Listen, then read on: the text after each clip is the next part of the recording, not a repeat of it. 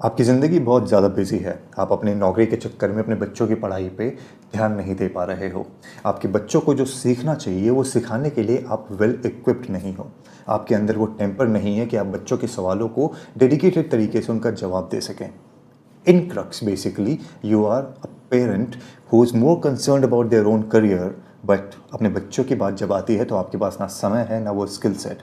And that is the reason why edtech नाम की एक टर्मिनोलॉजी आपके सामने कॉइन करी गई, जहाँ पे स्टार्टअप्स और बिजनेसमैन ने आपको ये यकीन दिला दिया कि ऑफलाइन एजुकेशन सिस्टम जो है स्कूल से घर आने के बाद, यानी कि ट्यूशन्स, यानी कि पेरेंट्स के साथ बैठ के समस्याओं का समाधान ढूंढना या अपने होमवर्क को करना, उसका निवारण जो है ऑनलाइन किया जा सकता है।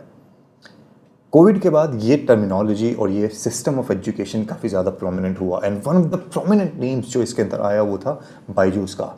करोड़ों के investment, superstars to advertise, press के अंदर कवरेज, बड़े बड़े एडवर्टीजमेंट, बड़े बड़े नाम जुड़ रहे थे इस ब्रांड के साथ और सबको ये लगा कि भारत का एजुकेशन सिस्टम जो है ऑफलाइन से हट के ऑनलाइन जाने वाला है स्कूल ख़त्म होने के बाद। बट है वी आर 2024 के अंदर we are talking about the rise and fall of Byju's, जिसके साथ भारत का सबसे बड़ा सुपरस्टार शाहरुख खान भी जुड़ा हुआ था। आखिर क्या वो रीज़न है जिसकी वजह से बायजूस फेल हुआ? Was it just financial, was it management, या उसके पीछे की कहानी कुछ और भी है जो आपके सामने सही तरीके से प्रस्तुत नहीं करी गई है, या प्रोबेबली जिसके बारे में आप अवेयर भी नहीं हो? फ्रेंकली स्पीकिंग अगर आप मुझसे पूछो तो मैं एडटेक नहीं एडुटेनमेंट कहता हूँ ऑनलाइन एजुकेशन सिस्टम को, जहाँ पे एजुकेशन और एंटरटेनमेंट को उनका अमेलगमेशन करके बेसिकली एडुटेनमेंट बनाया जाता है, जहाँ पे बच्चों को सिखाने के साथ साथ उनका मनोरंजन भी किया जाता है। नाउ कॉन्ट्रडिक्टिंग व्यूज है उसके ऊपर कि कितना ज़्यादा इम्प्लीकेशन उसका हो सकता है या नहीं हो सकता, बट उस थ्योरी, उस साइकोलॉजिकल एनालिसिस में नहीं जाना चाहता मैं। This video is dedicated only and only to find out कि बायजूस एज अ प्रोडक्ट क्यों फेल हुआ, उसकी हिंड्रेंसेस क्या थी, उसके शॉर्टकमिंग्स क्या थी, और बिजनेसमैन उससे क्या सीख सकते हैं। वो तो अलग पॉइंट है कि एंटरप्रेन्योर्स इस वीडियो को देखने के बाद स्टार्टअप जो करना चाहते हैं नए बिजनेस का, वो क्या सीख सकते हैं। इस वीडियो के माध्यम से मैं पेरेंट्स को बहुत कुछ बताना चाहता हूँ, because it's not just a product but a product that brought about a change in your life, invaded your privacy and has a larger impact जो शायद आप इमेजिन नहीं कर सकते। तो मेरा आपसे रिक्वेस्ट है, वीडियो को ज़रूर पूरा देखें, और अगर आप किसी भी चीज़ से अग्री करते हैं, डिसएग्री करते हैं, कमेंट ज़रूर करें और अपना पॉइंट ऑफ व्यू ज़रूर रखें। लोगों के साथ वीडियो को ज़रूर शेयर करना, because this video is very important for the people जो नए नए पेरेंट्स बने हैं या पेरेंट बनने के बाद अब अपने बच्चों की पढ़ाई के बारे में ऑप्शंस ढूंढ रहे हैं। So let's figure out in this video the rise and fall of Byju's. अगर हम एज अ प्रोडक्ट की बात करें इन terms of what it could deliver और व्हाट इट वाज डिलीवरिंग, तो बायजूस वाज परफेक्ट उस तरीके से देखा जाए तो। उनका जो एजुकेशन सिस्टम था वो बहुत ज़्यादा अच्छा था। The only problem was financial mismanagement. अब आप पूछोगे कि फाइनेंशियल मिसमैनेजमेंट का इवेंचुअली एजुकेशन सिस्टम से क्या लेना देना है, और द क्वालिटी ऑफ कंटेंट जो डिलीवर किया जा रहा था उससे क्या लेना देना है। पर मैं आपको बता दूं, बहुत तगड़ा रिलेशन है, क्योंकि आपका कंटेंट कितना भी अच्छा क्यों ना हो, अगर आप लॉस में चल रहे हैं और अगर आपके डिसीजंस ऐसे हैं जो इवेंचुअली आपकी लॉन्जिविटी को इम्पैक्ट करते हैं, वहाँ पे सारा का सारा गेम जो है ख़राब होना शुरू हो जाता है। कई ऐसे डिसीजन लिए गए जहाँ पे लिटरेसी ऑफ द टीचर्स को बढ़ाने की बजाय सेलिब्रिटीज़ के साथ टाइप्स किए गए, instead of getting the consumers to come to them and financing the whole thing, जहाँ पे पेरेंट्स आके पैसा लगाएं और अपने बच्चों को, ज़्यादा से ज़्यादा बच्चे बेसिकली इसको पढ़ने के लिए एनरोल करें। इन लोगों ने स्पॉन्सरशिप की तरफ ज़्यादा ध्यान दिया। अब उसकी वजह से हुआ क्या?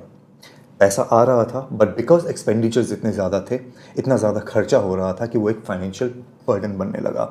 जितने भी प्रेस रिलीजेस खरीदे गए, प्रेस में स्पेस खरीदे गए, मीडिया आउटलेट्स के साथ टाइप्स किए गए, एडवर्टीजमेंट किए गए, सेलिब्रिटीज़ को पैसा दिया गया, इवेंट्स ऑर्गेनाइज किए गए, वो सारा का सारा पैसा जो है यूटिलाइज़ किया जा सकता था अपने इंफ्रास्ट्रक्चर को और ज़्यादा स्ट्रॉन्ग बनाने में, बट वो करने की बजाय इन लोगों ने अपने खर्चों को बढ़ाना ज़्यादा बेहतर समझा, and that is the first reason Byju's के डाउनफॉल के लिए। मैं आपको एक छोटा सा आंकड़ा बता देता हूँ जो आपको और सही तरीके से एक्सप्लेन कर देगा कि किस तरीके से फंड्स को मिसमैनेज किया गया था यहाँ पे। 2021 में कंपनी का ऑपरेटिंग कॉस्ट कितना था? 2280 करोड़ रुपए, लेकिन इनका एक्सपेंडिचर कितना था? करीबन 7700 प्लस करोड़ रुपीस, यानी कि एक net revenue loss of 4500 crore.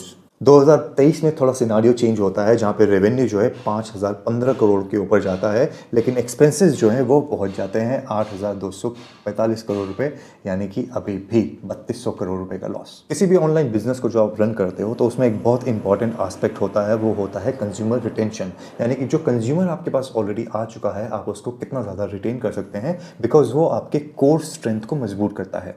But यहाँ पे बाईजूस ने क्या किया, instead of trying to retain the consumers जो ऑलरेडी उनके पास आ चुके थे, इनका टारगेट हमेशा से दूसरे लोग ज़्यादा रहे कि प्राइसिंग मार्केटिंग करके किस तरीके से नए यूजर्स को लाया जाए, नए तरीके से इंटरेक्ट किया जाए, जो कि गलत नहीं है।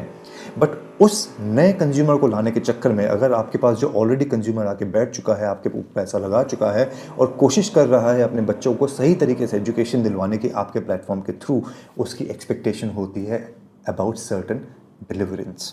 अगर वो डिलीवरेंस आप प्रोवाइड नहीं करते हो, अगर आप वो level of customer service provide नहीं करते हो, because let's be very honest, यहाँ पे एजुकेशन इज इन्वॉल्व यहाँ पे, yes, but this is all professional field, this is all business module, this is all about give and take relationship. आप पैसा लेते हो और आपका काम है एजुकेशन को प्रोवाइड करना। सो एक एक्सपेक्टेशन लेवल जो ऑलरेडी कंज्यूमर आपके पास आ चुका है उसका बहुत ज़्यादा हाई है।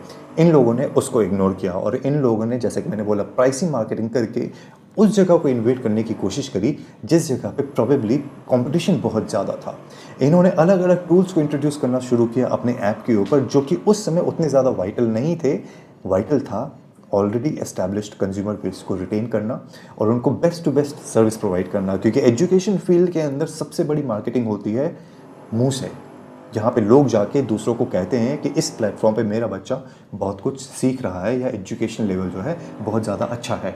That is where they missed out. इसके साथ साथ इन्होंने गलती ये करी कि इन्होंने कुछ सेक्टर्स में, जैसे कि मैंने बोला, जो कि उतने ज़्यादा इंपॉर्टेंट नहीं थे, विच इज़ प्राइसिंग मार्केटिंग, उसके अंदर ओवर स्टाफिंग का भी ज़्यादा करी, जिसकी वजह से इनका expenses was much more than what the company was already earning. Financial reasoning में दूसरा पॉइंट यहाँ पर यही है कि इन्होंने अपने कंज्यूमर्स को, जिनको रिटेन करने के ऊपर ज़्यादा ध्यान देना चाहिए था, उसको इग्नोर करने के बजाय उन सेक्टर्स पे पैसा खर्च किया जो कि इनको सही तरीके से रिटर्न नहीं दे रहे थे, या जिनका प्रॉपर यूटिलाइजेशन, जिसको कहते हैं ना कि आप कहीं पे पैसा लगाते हो तो उसका प्रॉपर आपको बेनिफिट मिलना चाहिए, वो बेनिफिट मिल नहीं रहा था। बट देन अगेन, वो ईगो क्या था और उसकी रीजनिंग क्या थे वो मैं वीडियो में आगे बताऊंगा। नेक्स्ट पॉइंट है इनका unsustainable growth strategies. Again management से रिलेटेड काफ़ी क्लोज पॉइंट है ये, जिसका ज़्यादा डिटेल वर्जन जो है अभी थोड़ा आगे अगले पॉइंट में मिल जाएगा आपको। बट अगर आप इनको थोड़ा एनालाइज करने की कोशिश करो तो इनका जो लॉन्ग टर्म स्ट्रैटेजी था in terms of how they expanded their business to the overseas market, वो सही नहीं था। ना इन्होंने सही तरीके से रिसर्च करी, ना इन्होंने सही तरीके से उस मार्केट ट्रेंड को, उन मार्केट्स को स्टडी करने की कोशिश करी जहाँ पे ये एक्सपेंशन करना चाहते थे। जब भी आप एक नया बिजनेस शुरू करते हो तो इनिशियल कॉस्ट बहुत ज़्यादा होता है, पर ये मॉड्यूल बाहर के एजुकेशन सिस्टम के अंदर फिट नहीं बैठ रहा था। और जब भी आप किसी नए मार्केट के अंदर जाते हो तो वहाँ के कल्चरल चेंजेस, वहाँ का डिलीवरेंस ऑफ मेथोडोलॉजी, बेसिकली कि आप किस तरीके से कंटेंट को डिलीवर कर रहे हो, वो काफ़ी डिफरेंट होता है। What works in India will not work in probably America और मे बी सदर्न अमेरिका और प्लेसेस लाइक दोस। तो जो ये डिफरेंशिएशन था मार्केट का, उसकी स्टडी करने में इन लोगों ने बहुत बड़ी गलती कर दी, which proved to be a very important reasoning of their failure. जैसे कि मैंने बोला, इन लोगों ने पैसा बहुत ज़्यादा खर्च किया था सेलिब्रिटीज़ के ऊपर और मार्केट एडवर्टीजमेंट के ऊपर, जिसकी वजह से कैश इनफ्लो जो है इनके पास कम था। तो जैसे ही नए मार्केट में इन्होंने दुकान बैठाने की कोशिश करी, कैश लेस होने की वजह से इनका जो एडवेंचर था वो उतना ज़्यादा सक्सेसफुल नहीं हो पाया और पैसा जो आ रहा था वो पानी की तरह बहाया भी जा रहा था। It all comes down to the wrong decisions and the wrong strategies adapted when it came to overseas market, जिसका impact eventually इनको भारत के अंदर भी झेलना पड़ा। फिर आते हैं इनके लीडरशिप इश्यूज, जहाँ पे changing leadership became a thorn in the flesh। जो कंपनी है, इनके टॉप मैनेजमेंट के अंदर रेगुलर चेंजेस होने लगे, इंटरनल कॉन्फ्लिक्ट्स की वजह से, डिसएग्रीमेंट ओवर आइडियाज़ की वजह से, डिसएग्रीमेंट ओवर स्ट्रैटेजीज़ की वजह से। और आप सबको पता है कि जब इंटरनल डिसएग्रीमेंट्स होते हैं और अगर लीडरशिप लगातार चेंज होती है तो उसके बाद ग्रोथ को अचीव कर पाना बहुत ज़्यादा मुश्किल होता है। उसका सिंपल सा रीज़न ये है कि जब भी कोई एक नई लीडरशिप आती है तो उसका अपना एक रोड मैप होता है, अपना उसका एक स्टाइल ऑफ वर्क होता है, उनका एक तरीका होता है अपने गोल को अचीव करने का। उसका रास्ता बहुत अलग हो सकता है, हालांकि हो सकता है इवेंचुअल टारगेट सेम रहा हो डिफरेंट मैनेजमेंट का, बट रास्ते अलग अलग होते हैं। And that is where confusion creeps in, जहाँ पे जो उनके सबऑर्डिनेट्स होते हैं उनको ये नहीं पता होता है कि इस रास्ते पे जाना है या उस रास्ते पे जाना है। और जो आपकी लीडरशिप एक कंसिस्टेंट लेवल पे अपनी चेयर पे नहीं बैठी होती है, अगर म्यूजिकल चेयर वाले गेम चल रहे होते हैं, वहाँ पे कोई भी ऑर्गेनाइजेशन किसी भी तरीके से कोई कॉन्क्रीट डिसीजन नहीं ले सकती और उस प्रोडक्ट को उस लेवल पे नहीं पहुँचा सकती जो बेसिकली पेपर्स पे दिखाया जाता है कि इतने का फ़ायदा कर देंगे या इतना ज़्यादा डिलीवरेंस कर देंगे। और उसके वजह से कंज्यूमर का ट्रस्ट तो आपके अंदर कम होता ही है, जिसके बारे में आगे बात करूँगा मैं। आपके जो एम्प्लॉयज़ हैं वो भी आपके ऊपर ट्रस्ट करना कम कर देते हैं। एनवायरनमेंट जो है कंपनी का टॉक्सिक हो जाता है और जो लोगों का जो मोटिवेशन होता है काम करने का वो उस तरीके से उतना नहीं रहता जितना आपको चाहिए किसी भी प्रोडक्ट को सक्सेसफुल बनाने में। एक टॉक्सिक एनवायरनमेंट के अंदर कोई भी एम्प्लॉय सही तरीके से काम नहीं कर सकता, और जब उनको सामने दिख रहा हो कि मैनेजमेंट एक दूसरे के साथ ही लड़ने झगड़ने में लगी हुई है, you can not get success at a place जहाँ पे सुख से ज़्यादा आपको विश दिखाई देता है। इवेंचुअली रिजल्ट क्या होता है? Poor management. जो भी प्रोजेक्ट होते थे कंपनी के ग्रोथ से रिलेटेड वो डिले होने लगे, कंज्यूमर के जो ग्रीवेंसेस है वो अननोटिस जाने लगे, कंज्यूमर की जो प्रॉब्लम्स थी, जो शिकायतें थी, जो क्वेश्चंस थे वो अनआंसर्ड जाने लगे। And that is the reason why management became a little more lethargic. वो ग्रोथ की तरफ ध्यान दे या कंज्यूमर रिटेंशन की तरफ, उसको ये पता नहीं चल पा रहा था। अब उसके अंदर चाहे आपको कोई स्ट्रैटेजी एग्जीक्यूट करनी हो या कोई नया प्लान बनाना हो, उसकी तरफ ध्यान कैसे जाएगा व्हेन यू ऑलरेडी न्यू कि आपका मैनेजमेंट खराब है, आपकी फाइनेंशियल पोजीशन खराब है, आपकी डिसीजन मेकिंग खराब चल रहे हैं, and your brand has taken a big hit because of not delivering what it was suppose to deliver. The trust factor सबसे इंपॉर्टेंट चीज़, और वो क्या है अब मैं आपको बताऊंगा, जिसको सुन के आप हैरत अंगेज रह जाएंगे। And let me tell you, it's not only Facebook that you need to be afraid of, it's not only Twitter that you need to be afraid of, या आपको किसी चाइनीज़ ऐप से खतरा नहीं है, आपको इन ऐप्स से भी खतरा है। And that is what eventually proved out to be true. Online platforms का सबसे बड़ा स्ट्रगल है डेटा प्रिवेसी, यानी कि आपके डेटा को किस तरीके से प्राइवेट रखा जाए, या एटलीस्ट उनको प्राइवेट रखने की कोशिश करी भी जा रही है, नहीं करी जा रही, या फिर आपके डेटा को बेच के उससे लाखों करोड़ों अरबों रुपए कमाए जा रहे हैं, जिस तरीके से फेसबुक के बारे में हमने कुछ वर्षों पहले सुना था। और फेसबुक आज भी उस चीज़ से स्ट्रगल कर रहा है, even Google for that matter. कुछ समय पहले एक खबर आई थी कि जो यूज़र डेटाबेस है वो लीक किया गया है। अब वो पैसे के लिए किया गया या वो सिक्योरिटी थ्रेट था, वो अभी तक क्लैरिटी नहीं आ पाई है। पर उसकी वजह से जो पेरेंट्स थे, जो कंज्यूमर्स थे, उनका ट्रस्ट जो है इस पर्टिकुलर ब्रांड के ऊपर वो बहुत ज़्यादा कम हो गया।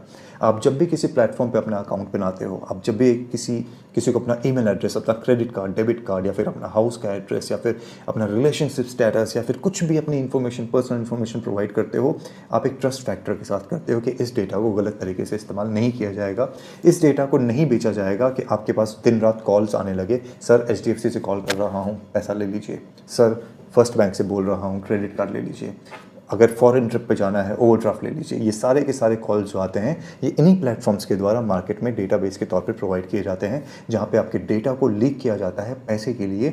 और यही चीज़ करी गई थी बायजूस के अंदर भी। और जैसे ही पेरेंट्स को ये पता चला, they started becoming angry, they started talking about it. और जैसे ही ये टॉक मार्केट के अंदर पहुंचा, इन्होंने कोशिश बहुत करी मीडिया के थ्रू उसको कर्ब कराने की, पर जो बैड मार्केटिंग इनकी शुरू हुई थी वहाँ पे, उसने इनके ब्रांड के ऊपर इतना बड़ा नेगेटिव इम्पैक्ट डाला जिससे ये कभी भी उभर नहीं पाए। सबसे बड़ी प्रॉब्लम यहाँ पे ये थी कि ये जो डेटा ब्रीच हुआ, ये जो ट्रस्ट का ब्रीच हुआ, इसकी वजह से सिर्फ और सिर्फ जो ऑलरेडी लोग कंज्यूमर्स थे उनके ऊपर इम्पैक्ट नहीं पड़ा, इम्पैक्ट पड़ा फ्यूचर इन्वेस्टर्स के ऊपर, इम्पैक्ट पड़ा जो मीडिया हाउसेस जिनका एक बहुत बड़ा से होता है मार्केट में किसी भी ब्रांड को खड़ा करने में या उसको नीचे गिराने में, इम्पैक्ट पड़ा स्टेक होल्डर्स के ऊपर, इम्पैक्ट पड़ा उन लोगों के ऊपर जो इस ब्रांड से ऑलरेडी एसोसिएटेड थे। ये नेगेटिव पब्लिसिटी नहीं थी, ये वो ऐसा सच था जो लोगों के सामने आना ज़रूरी था और जिसको इवेंचुअली कंज्यूमर ही सामने लेके आए। कई ऐसे बड़े बड़े जर्नल्स, कई ऐसे बड़े बड़े एजुकेशनल इंस्टीट्यूशन जिसके साथ बायजूस ने कोलैबोरेशन करने की कोशिश करी, उन्होंने इनके साथ कोलैबोरेशन करने से मना कर दिया। Reason being not trustworthy enough. Data breach was the last kick in the gut जो बायजूस को चाहिए था अपने ब्रांड रेपुटेशन को ख़त्म करने में, and eventually that happened. Byju's के साथ प्रॉब्लम बहुत थी, लीडरशिप, टॉक्सिक एनवायरनमेंट, इन्वेस्टर्स के साथ छेड़खानी, फाइनेंशियल मिसमैनेजमेंट, एवरीथिंग। बट ये जो चीज़ थी डेटा ब्रीच, इस चीज़ ने इवेंचुअली इनकी मौत का कफन जो है तैयार कर दिया और इस ब्रांड को उस स्टेज पे लाके ख़त्म कर दिया जहाँ पे the rise and fall of Byju's became irrelevant. It was just one simple fact, Byju's is dead. जब भी इकोनॉमिक चेंजेस होते हैं मार्केट के अंदर, जब भी रिसेशन आता है या फिर कोई फाइनेंशियल चेंजेस हो रहे थे वर्ल्ड इकॉनमी के अंदर, किसी भी इंडस्ट्री, किसी भी सेक्टर के अंदर, तो हर ब्रांड का, हर सेक्टर का, हर इंस्टीट्यूशन का कर्तव्य होता है कि वो उसी के हिसाब से अपने आप को ढाले, वो चेंजेस लेके आए। But rigidity, egos, bad strategies, over expenses, spending money जहाँ पे कोई ज़रूरत नहीं थी, इंफ्रास्ट्रक्चर के ऊपर ध्यान नहीं देना, कंज्यूमर को इग्नोर करना, ये सारे के सारे रीजनिंग जो है, यूज़र एक्विजिशन रेट्स जो हैं कंप्लीटली प्लमेट होना, ये सारे के सारे रीजंस बनते हैं इवेंचुअली बायजूस को ख़त्म करने में। जब आप मार्केट के हिसाब से अपने आप को नहीं ढालते, जब आप मार्केट के हिसाब से अपने काम को चेंज नहीं करते हो, तो एक ही चीज़ हो सकती है, मार्केट आपको कहता है good bye, you are not needed. Because survival of the fittest, ये कहावत जो है ऐसे ही नहीं बनी है, ये बनाई गई है उन लोगों को ये सिखाने के लिए कि अनलेस और अनटिल आप वो काम नहीं करोगे जो मार्केट में सर्वाइवल के लिए बेस्ट है, आप टिक नहीं सकते। और बायजूस ने with combination of 10,000 different things ये इंश्योर कर दिया कि इनकी ब्रांड वैल्यू जो है मार्केट में ख़त्म हो जाए और करोड़ों रुपए क्रिकेट टीम्स को स्पॉन्सरशिप्स, कोई ज़रूरत नहीं थी वहाँ पे। It was a different segment all together. But then again, what do we know? We can just talk about the philosophical things and the things that impacts the market and how the market reacts to it, and that is what we are doing यहाँ पे। Conclusion में आपको सिर्फ मैं इतना ही कहूँगा कि बायजूस की मौत के अंदर किसी और का हाथ नहीं है। बायजूस की मौत बायजूस ने खुद करी है। So this is all that I had to say. मेरा इतना ही कहना था बायजूस के बारे में। मैंने सिंपल तरीके से आपको बताने की कोशिश करी है कि Byju's as a brand, as a property, as an investment, as a business, as a startup क्यों फेल हुआ। मैं ज़्यादा डेटा में नहीं गया हूँ, इस वीडियो को ज़्यादा कॉम्प्लिकेटेड नहीं बनाना चाहता था मैं। आई होप बेसिक पॉइंट्स के थ्रू आपकी समझ में आया हो कि एक स्टार्टअप को अनसक्सेसफुल बनाने में किन किन चीज़ों का हाथ होता है। अगर पहली बारी चैनल से जुड़े हो और पहली बारी कोई वीडियो देख रहे हो तो छोटा सा रिक्वेस्ट है, चैनल को सब्सक्राइब करें, वीडियो को लाइक करें, शेयर करें, कमेंट करें। Even if you disagree with me, जैसे मैंने वीडियो के स्टार्टिंग में बोला, we will agree to disagree, but I would want to know आपका पॉइंट ऑफ व्यू क्या है बायजूस के बारे में। आज समय देने के लिए धन्यवाद। अगले वीडियो में मिलते हैं। जय श्री राम।